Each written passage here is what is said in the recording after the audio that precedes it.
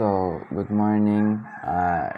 Kailangan ko kasing i-document din. So, ngayon, pag-uusapan natin yung topic about web design and kung ano ba talaga yung the best for web programming. So, meron akong book dito.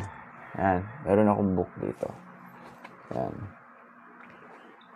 So, itong book na ito, sabihin lang natin na sobrang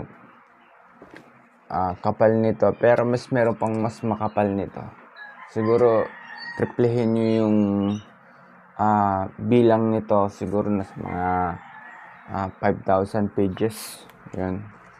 So, syempre, dahil meron naman akong web design sa marketplace. So, ang ano ko lang sa web design, ma-offer ko lang sa ngayon is landing page. Yan. Landing page. So, mabilis lang naman natin i-design yung logo mo at saka yung content. So, hindi naman ganun ka tagal yun. Tapos may SEO na rin for international or local. So, yung pinaka kasi dyan, yung pinaka good sa landing page kasi mabilisan lang siya mag-responsive, mabilisan lang siya mag-alternate sa page, at saka yung kahit bago yung landing page mo o yung pinaka domain mo dun sa landing page mo, is not a problem naman yun. Madali lang naman yun eh. Kumbaga, mabilis lang siya i-execute, but hindi talaga the best yung tatagalan mo pa yung pag-develop ng SEO nun. Kasi pag sabihin mo bago lang yung website mo or gusto mo pang patagalin, waste of time na kasi yun eh, syempre. So, ang dami ko kasi mga books na naiwan ko sa Pampanga dahil mahilig talaga ako sa books. So, kailangan ko kasi malaman yung mga ibang pattern at saka yung mga logic at saka yung paano mag-brainstorming sa mga project. So, meron kasi akong ginawa talaga na thesis about sa library. So, makikita nyo naman din yun. So, mapapansin nyo, may mga code na to. May mga code na to sa libro. May mga code na. So, ang ano kasi yan, yung mga code na yan, madali lang naman talaga basahin yung code. At isa pa, sobrang bilis lang talaga matutunan ng web developing o web programming. Kasi nga, nandiyan naman yung HTML. Magsimula ka sa HTML, CGI, JavaScript, BBS script. So, kapag familiar kayo sa mga libro ng mga programming books, mabilis lang naman mabilis lang naman i-masterize yun. Kumbaga, ako nga nun, nagsimula lang ako sa Notepad, nag-code lang ako sa Notepad, kumbaga offline coding. Tapos ang nagturo pa sa akin yan, syempre yung kaibigan kong IT din. Syempre hindi nyo talaga pwedeng sabihin sa sarili nyo na kailangan nyo magtapos ng mga masteral degree o doctorate degree para sa mga programming style, para maging one of the head. No, magiging one of the head ka kapag full stack web ka. So, nandyan yung marketing, nandyan yung business development, nandyan yung sabihin na natin kasama na yan dyan landing page for developing, and sa website ba may back and front end. So, paano ba i-execute? So, ano ba yung conclusion dyan? So, marami naman talagang pattern, at saka matawag na sobrang bilis ng processing ng ng website, ng landing website. So, ang masasabi ko lang, dahil sa ganitong sistema ng industriya ng work, syempre need mo talagang i-focus yung career mo. So sa career mo ba is the best ba yan, may up and downs ba yan, so kailangan mo lang talaga i-focus yun. Syempre yun yung pinaka quality time para sa isang part sa buhay mo. Syempre kung wala yun, syempre, paano ka mag-grow? So, it's not about money. It's about future. It's about skills. And it's about knowledge na kung saan kang sulok ng Pilipinas mapadpad or sa ibang bansa, the best ka. Para kang external drive na marami kang function, marami kang software na naka-imbak doon sa mismong drive na yun. So, thankful talaga ako sa knowledge ko ngayon na tanggap, dahil syempre kung wala naman si Lord, hindi naman ako naging faithful sa sarili ko, siguro napariwara na siguro ako. So, hoping na din ako na, at sabihin na natin, thankful ako na hindi ako paborito ng nanay ko. The best of the record, naging parang loner. But loner, yun yung pinaka the best Mas masarap maging independent o masarap maging hindi paborito, kasi meron kang time sa sarili mo na i-analyze mo yung future mo agad-agad na mabilisan. So, mabilisan talaga, sobra. At the age of 20, mabilis mo na makatch up. Parang binigyan ka ng reality what is real world para sa at the age of young age, parang gano'n. No need na yung care mo sa family. Kumbaga, kung merong care yung family mo, swerte mo. Pero kung wala, swerte mo pa rin, kasi nga mas mag-grow ka pa, mas ma-develop pa yung skills mo at saka yung knowledge mo straight to the point. Kumbaga, may pag-usap ka sa mga CEO, sa mga project, at malalaman mo agad yun. At malalaman mo agad yung mga taong interesado sa'yo o hindi interesado sa'yo in 1 second. Yung parang makita mo yung tao na yun is meron ba siyang kailangan sa'yo in 1 seconds na need help or not. Parang syempre nandyan na yung parang website lang yan Kumbaga, kung maganda yung design ng website mo, maganda yung blending ng kulay ng website mo, at the best yan. Appreciation, walang limit yun na masasabi yung client, oh, you're the best, oh, amazing, this website is good, sabihin na yan, you are brilliant, this my IT guy, sasabihin na yan, my IT guy, parang ganun.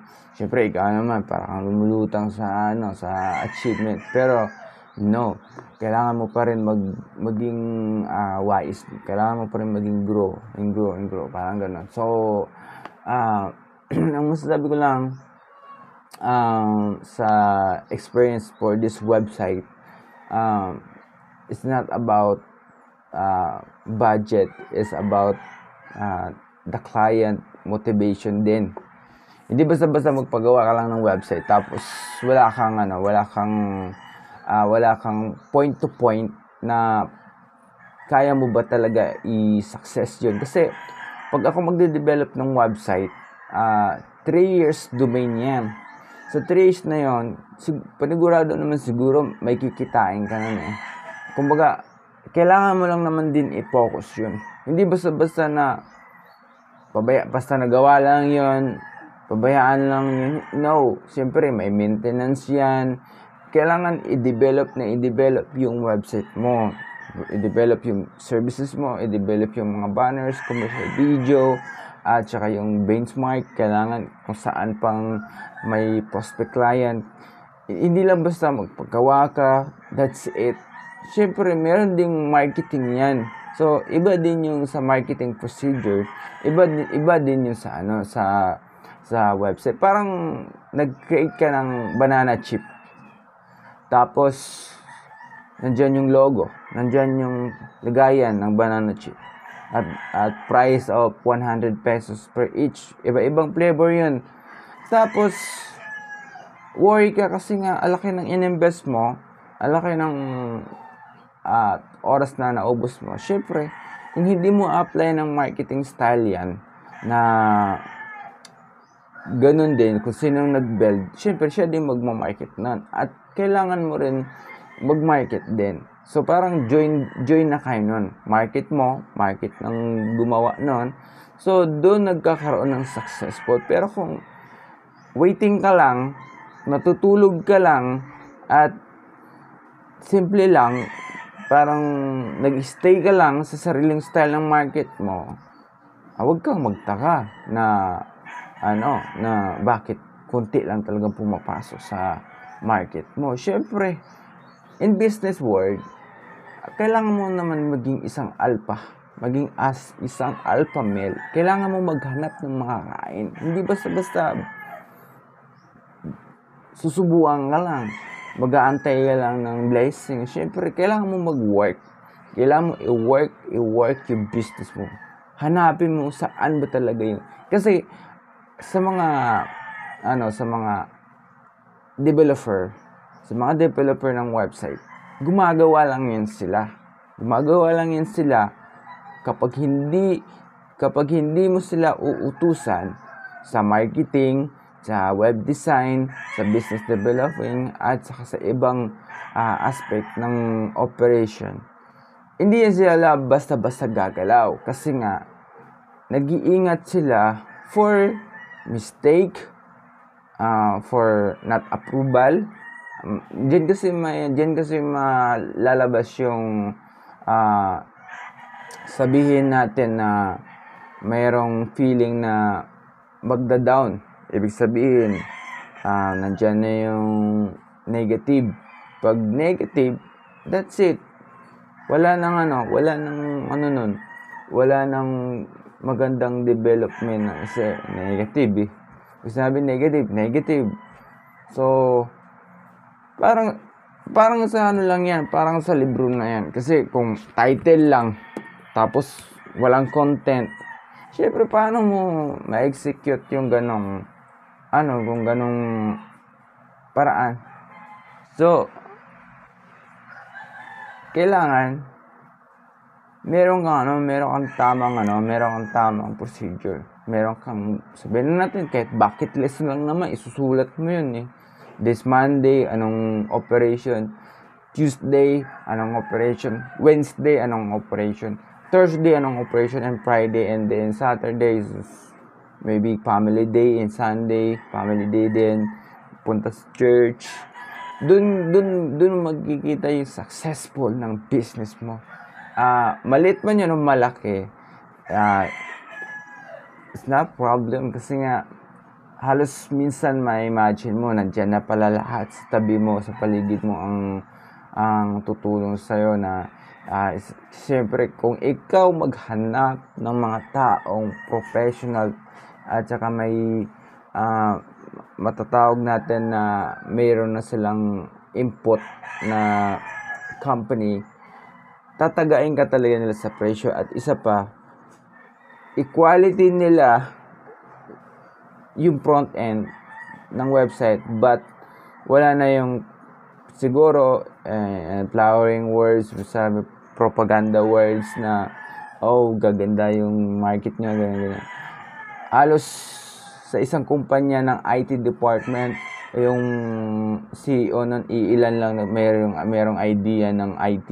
The rest is yung pinaka-brainstorming nun is yung pinaka-head lang talaga ng IT ng department. But not in a CEO, not in a manager, not in a secretary, not in a corporation. Empleyado lang talaga yung magaling doon. At iilan lang yung magaling sa buong team. 3, 2, parang nag-aaral lang din. So, yun yung pinaka malaking kalokohan sa industry ng IT. Kasi sa dami ko pa na pinasukang kumpanya.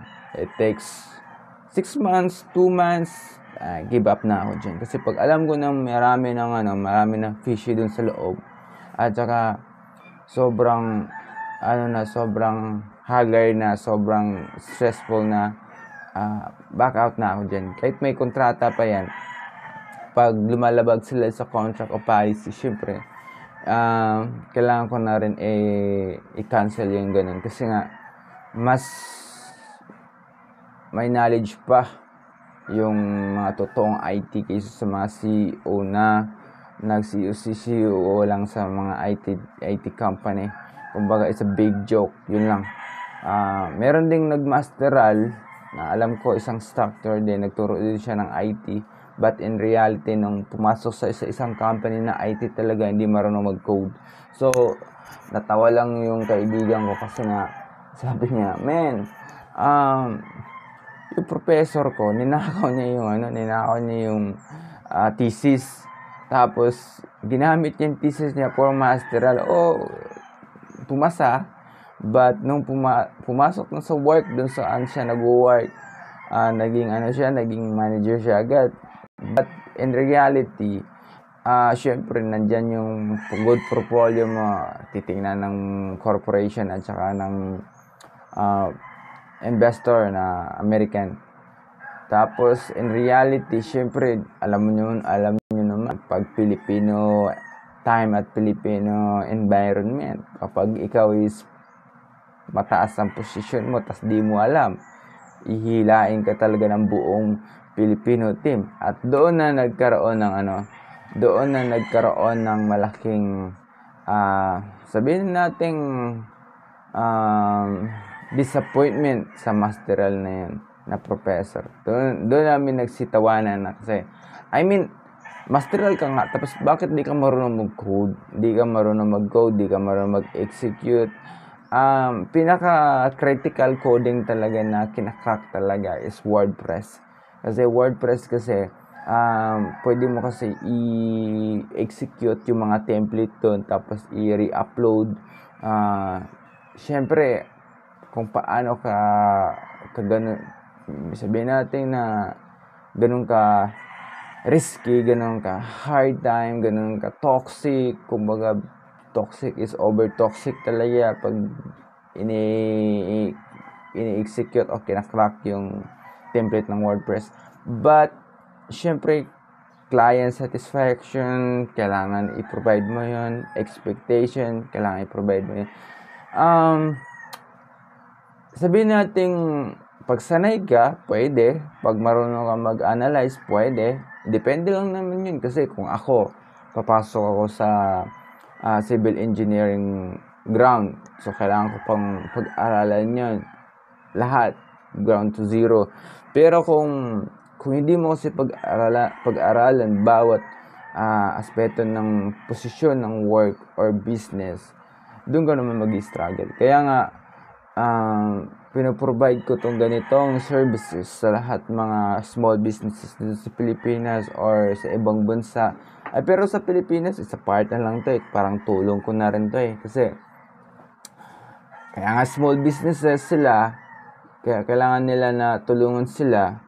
Pero isa rin din ang request ko, tulungan niyo din yung mga IT, small IT na nasa sulok ng mga office nila para pag nagtulungan kayo, hoping soon maging successful, both side maging successful, doon na nagkakaroon ng magandang communication. Basta humble always, yun naman Kasi kung wala kang kung hindi ka humble, hindi mo rin makakamit yung quality successful kung hindi ka humble. Nakapag-dive ka lang ng Honda Civic, sobrang garam mo na.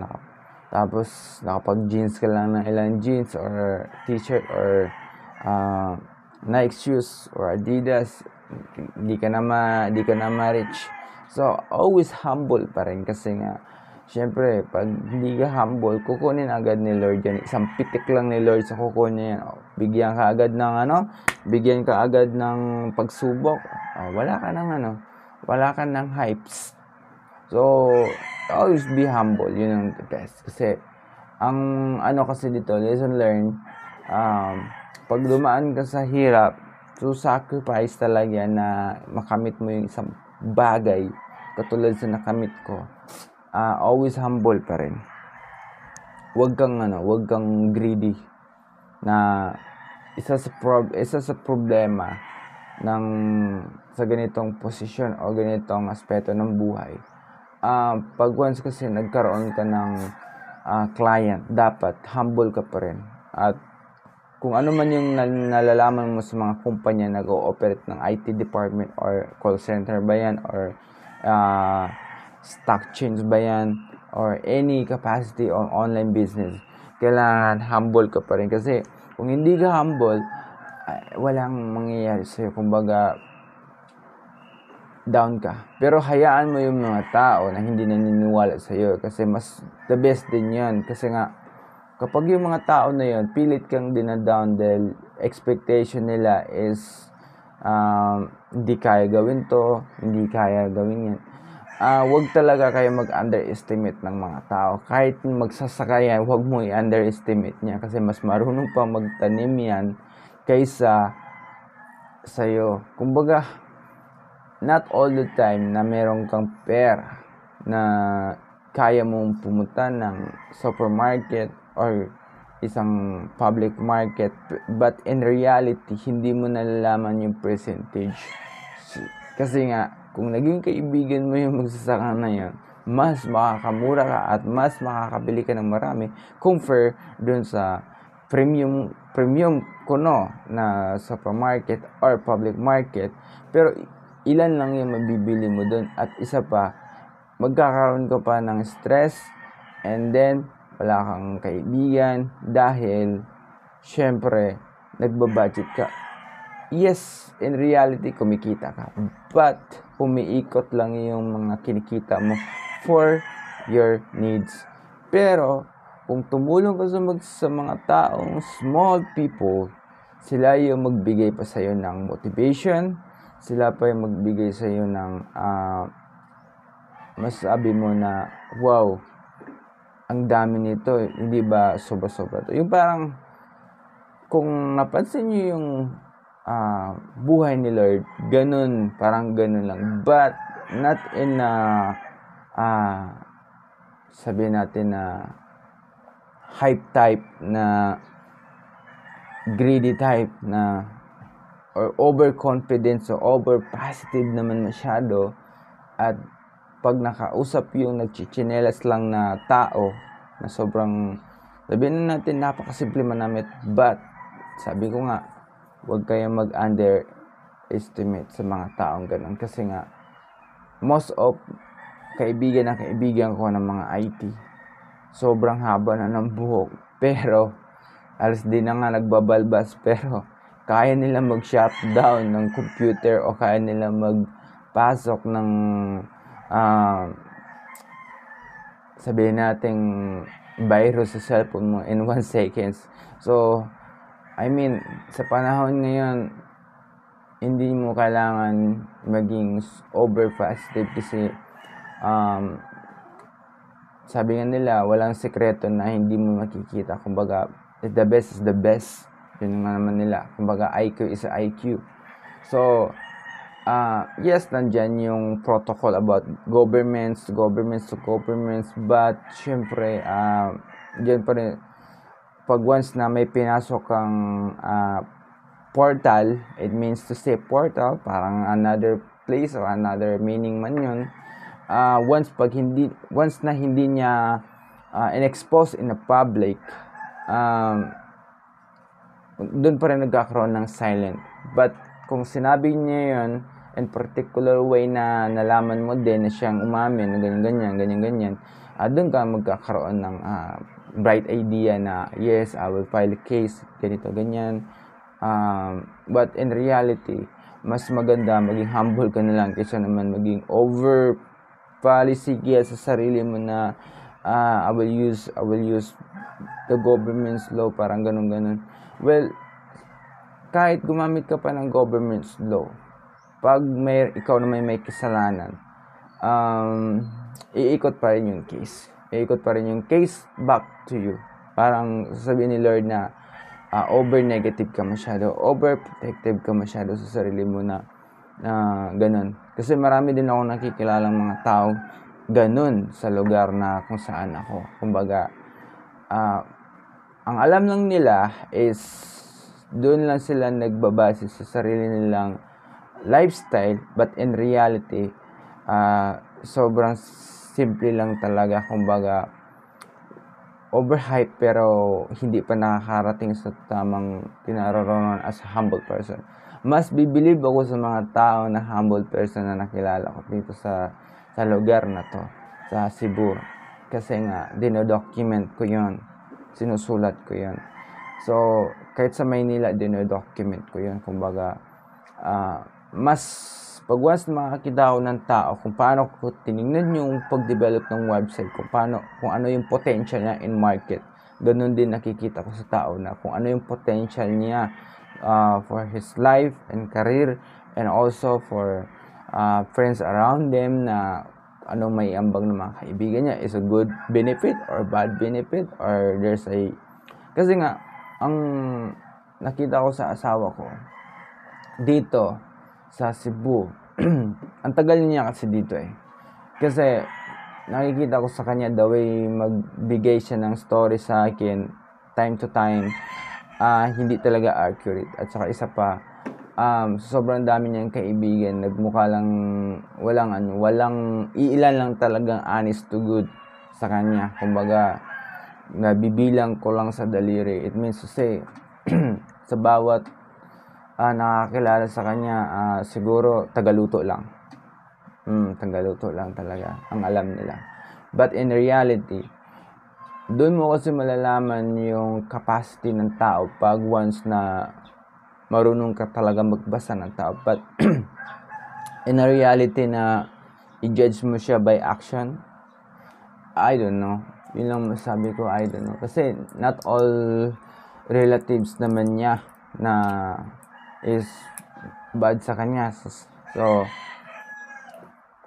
may relatives din siya na sobrang protective sa kanya, na kaya talaga digmaan talaga. Yun yung nakita ko talaga. Kumbaga, ang masasabi ko lang is honest to good, be humble, patient.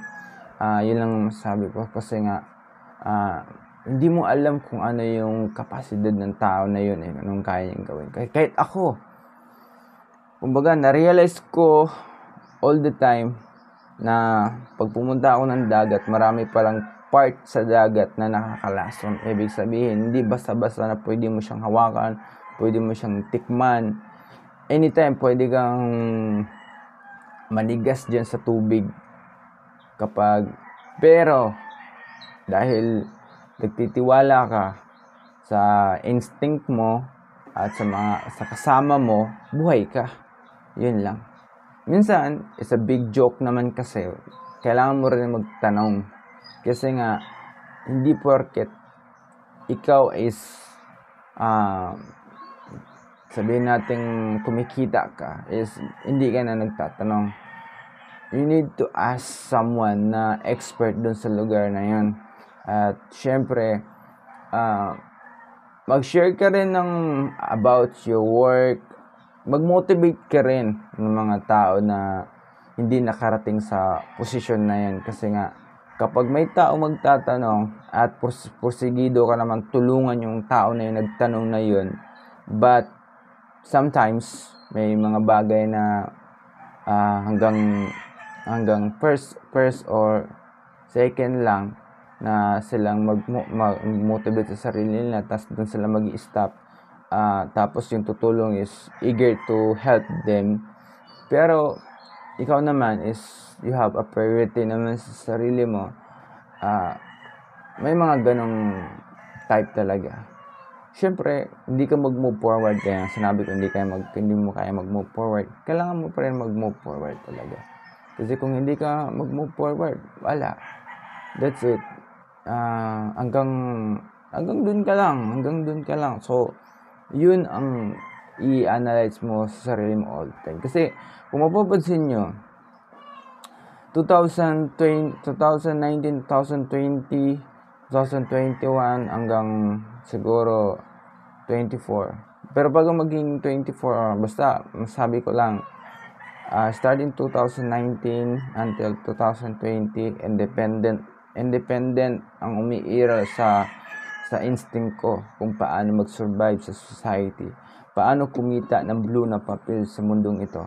Yun yung pinaka the best, kasi nga hindi ka maituring na equal sa mataas na governments, lalo na sa mahal na bilihin ngayon, sa mga expenses ngayon, kung hindi ka kikita ng blue na papel at wala kang negosyo, wala kang work, hindi ka, parang isa kang sabihin natin yellow na papel.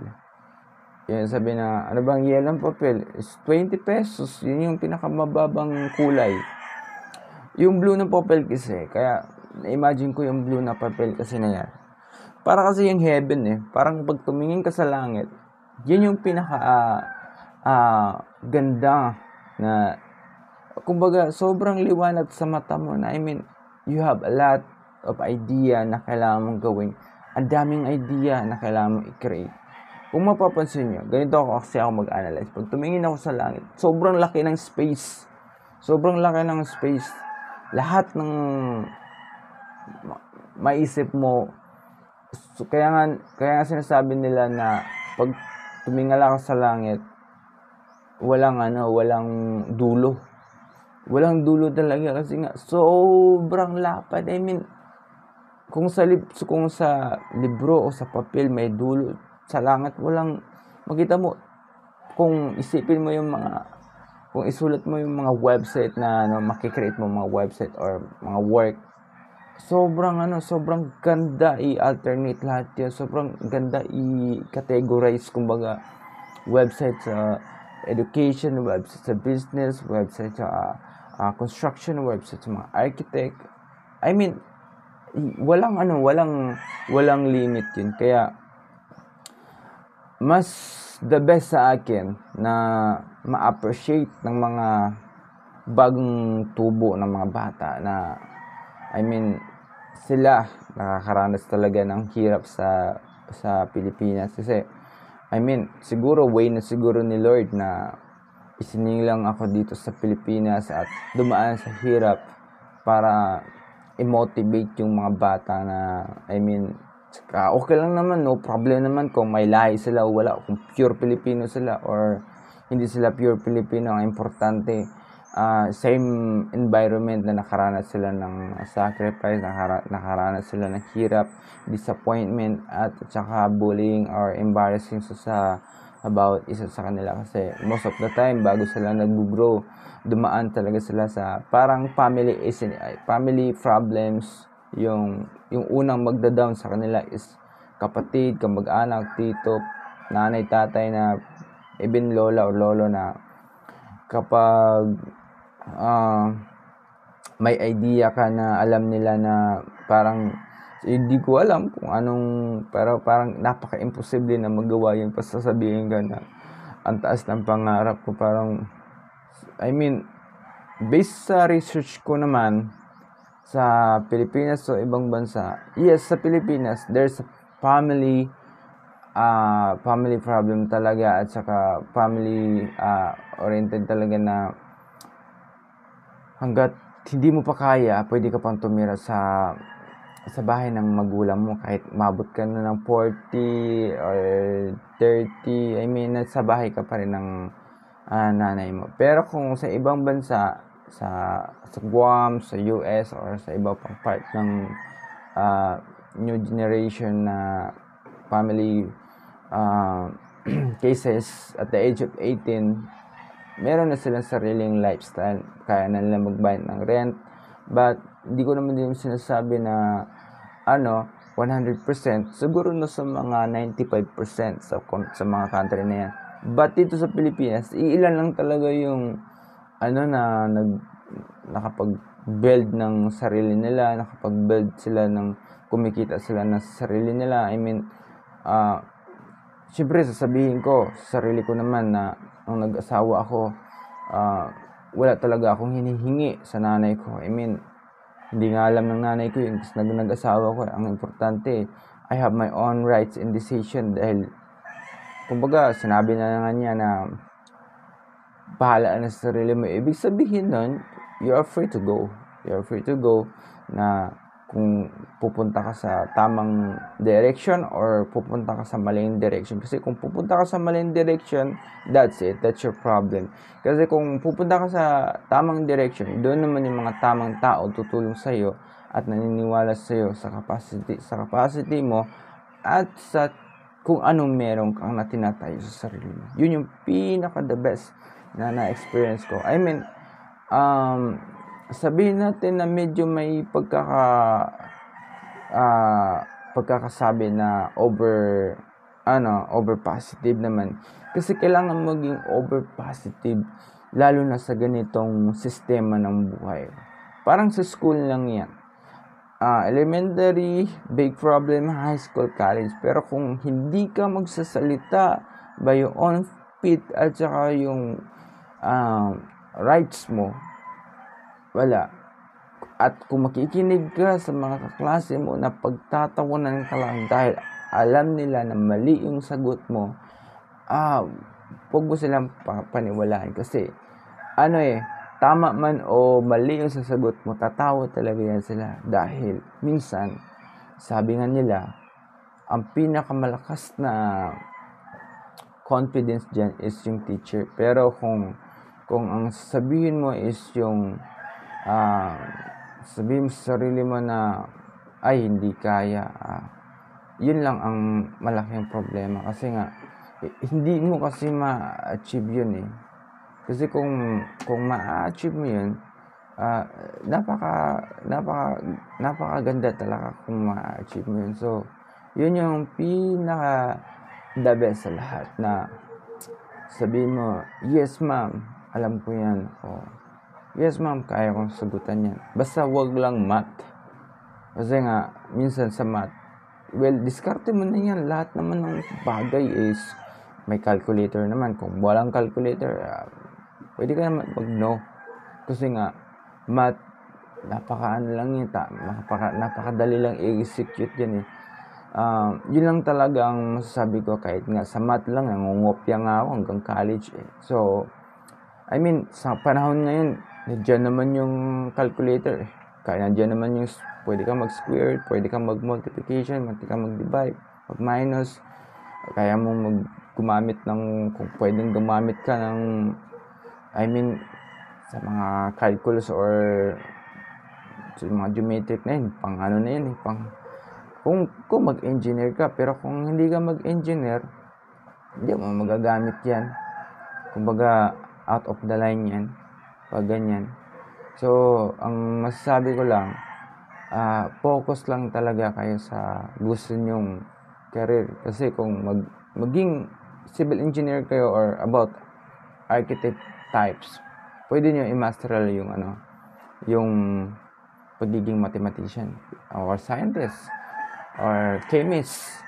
Pero kung sa out of that line, hindi nyo na kailangan maging master sa ganyan. Kasi nga, ano na yan kumbaga, sobrang layo na yan Sobrang layo na yan, may stress lang kayo. So, sa ganyang paraan, kailangan mag-adjust kayo sa mga subject. No need to be the top of the class. Minsan, ang swerte, minsan, maranasan mo naman yun naranasan ko lang sa college, makasali lang sa top 10, o ganun, sa top 10, kahit pang 8 ka lang o pang 7, okay na yun. The best na wala kang absent, kaya mo parang hinahanda mo yung sarili mo sa profession mo, o maging IT ka man, o criminology ka man, o maging teacher ka man. Kasi nasa sa'yo na yun kung ano yung career na gusto mong pupuntahan. Kasi ang successful ng tao, wala yan sa pinag-aralan. Nasa diskarte talaga yan, at saka diskarte at saka paniniwala sa diskarte mo, at ipagdasal mo yung diskarte mo nagabayan ka ng mga mababait na mga sabihin natin good spirit and the God's words, yun, dadaling ka sa tamang landas until you achieve your legendary work history until you're dying. Ganun lang naman kasimple. Kumbaga, for the story short, pwede kang maging good Samaritan sa mga tao until dumating yung the judgment day and then the story ends. Ganun lang naman eh. No one exists. Pero, syempre, bigyan mo lang ng kabuluhan yung mga bagay-bagay na natutunan mo at sharing your blessing sa mga tao na alam mo na need nila pa ng guidance. Ganun lang. Kasi kung wala kang guidance, I mean, paano mo naman sasabi sa sarili mo na pag namatay ka is meron kang natulungan. Yun yung pinaka-worst sa lahat. For example, nawala yung asawa ko. I mean, sabihin na natin na syempre siya yung nauna na isinilang sa mundo, siya nakakaalam, siya nag-work. Ako, siguro, naglalaro pa ako noon, or I mean, hindi ko pa alam kung ano pa yung story na maranasan ko. But, hindi siya madamot. Kumbaga, binigyan niya akong idea for banking instrument. I mean, sino bang school nagbibigay ng banking instrument is nasa ano lang naman yan eh. Kumbaga, ilan lang nagbibigay ng idea about banking instrument. I mean, kung sasabihin nyo what is banking instrument, sobrang baba ng logic pag binibigay ng Google. I mean, napakababa lang. Pero kapag yun tao na yun ang nagbigay sa'yo ng idea what is banking instrument, and then meron kang mga associated group of corporation na nagpa-funds, nag-roll sa mga pera sa buong mundo, nakapasok ka dun sa sinasabi nila na the circle of money. I mean, wow, yun lang masasabi ko. Pag na ano ko na yun, pag na pasukan ko na yun at napaghandaan ko na yun, and that day, I mean, everything changed. Yun lang masasabi ko. Everything changed na but malaking obligation. Yun lang naman. Everything changed, malaking obligation. At saka, I mean, lalaruin mo nga lahat. I mean, there's papers, works, there's a conversation, there's a meeting, traveling. I mean, sobrang, na-imagine ko na kung gaano ka-stressful yun. Sobrang stress. But, syempre, yun na yung yun na yung part dun eh. Kung nakaupo ka lang, tapos nangangarap ka na is a big dream, well, sobrang labo naman, di ba?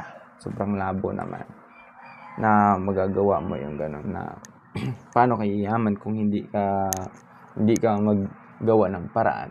Paano ka na makatulong kung kulang ka sa financial? So, kailangan mo rin talaga ng tamang din. So, yun lang. Dun lang magtatapos yung vlog natin for sabihin natin all positive thought.